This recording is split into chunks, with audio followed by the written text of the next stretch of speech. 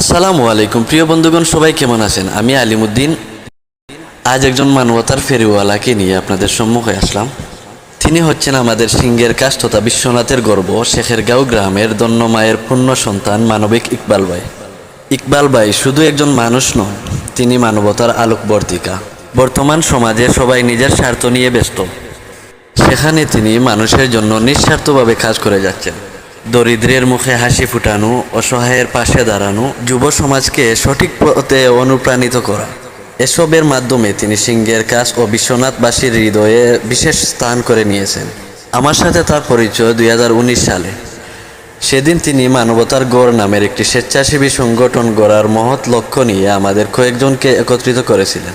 গুরুত্বপূর্ণ ভূমিকা পালন করেন। আমি কয়েকজনের নাম উল্লেখ করতে চাই, যেমন শেখ মঈন আহমদ নেপুর ভাই, ফাহিম আহমদ ইমন, শাহাবুদ্দিন নাজেল সহ আমরা বেশ কয়েকজন উপস্থিত ছিলাম। সেখানে তিনি তার বিশাল স্বপ্নের কথা তুলেছিলেন, একটা সমাজ যেখানে অসহায় মানুষের ভরসা পাবে, যেখানে সবাই একে অপরের পাশে থাকবে। আমি তখন শুধু তার মুখের দিকে অবাক চোখে তাকিয়েছিলাম। মনে হচ্ছিল সত্যি কি কেউ এত বড় স্বপ্ন দেখতে পারে? কিন্তু হ্যাঁ, তিনি পারেন, কারণ তিনি মানবিক ইকবাল ভাই। আরও অবাক লাগে এই ভেবে যে দীর্ঘ 7 বছর যাবৎ মানবিক কাজের জন্য তার সাথে সাক্ষাৎ, উঠা বসা, খাওয়া দাওয়া হয়েছে, কিন্তু তার মধ্যে আমি একটু অহংকার দেখিনি।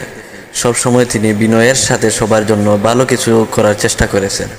আমার বিশ্বাস, যদি প্রতিটা গ্রামে একজন করে ইকবাল ভাই থাকতেন, তাহলে গরিব দুঃখীদের কোনো দিন এত কষ্ট হতো না। পরিশেষে আমি আল্লাহর দরবারে দোয়া করি, আল্লাহ যেন ইকবাল ভাইকে সুস্থ রাখেন, দীর্ঘ হায়াত দান করেন এবং মানবতার পথে আরও এগিয়ে যাওয়ার তৌফিক দান করেন। প্রিয় বন্ধুগণ, আমি আসলে আজ ইকবাল ভাইকে নিয়ে কথা বলতে আসিনি।